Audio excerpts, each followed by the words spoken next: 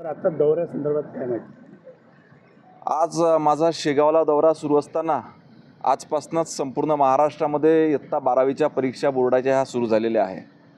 साधारणतः 15 लाख विद्यार्थी 12वीच्या परीक्षा आपल्या महाराष्ट्रातले विद्यार्थी देत आहेत. 3373 केंद्र संपूर्ण महाराष्ट्रामध्ये परीक्षेचे आहेत.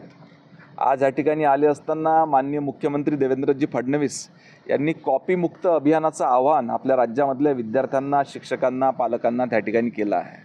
तर ह्या सुरू झालेल्या परीक्षा व्यवस्थित सुरळीतपणे सुरू आहेत की नाही ही शालेय शिक्षण विभागाचा राज्यमंत्री म्हणून माझी देखील जबाबदारी येते.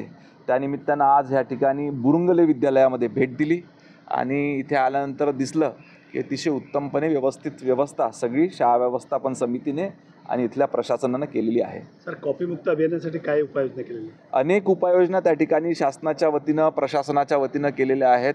परंतु काही नामवंत शिक्षण संस्था आहेत की ज्या ठिकाणी त्या स्वतःहूनच याच्यामध्ये पुढाकार घेतात आणि अतिशय आनंददायी वातावरणामध्ये परीक्षा पार पाडण्याचा प्रयत्न करतात. एका घटनेनंतर ते CCTV कॅमेरे प्रत्येक शाळेमध्ये लागले होते. 2 महिने झाले त्याचा टेंडर निघालाय, परंतु अजूनपर्यंत कुठं थांबलेला आहे?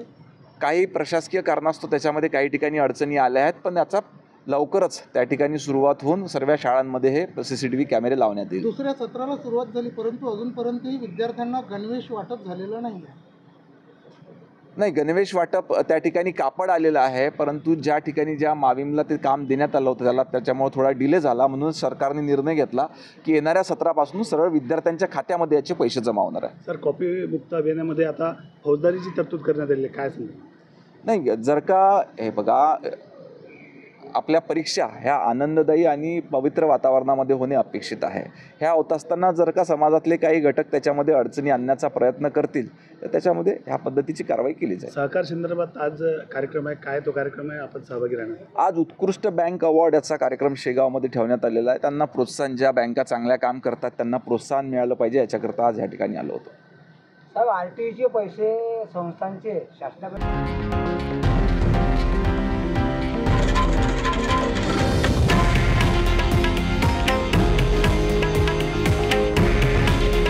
हे आहे देशातील नंबर 1 न्यूज नेटवर्क आणि आपण पाहत आहात TV9 मराठी. काळजी तुमची, हित महाराष्ट्राचं.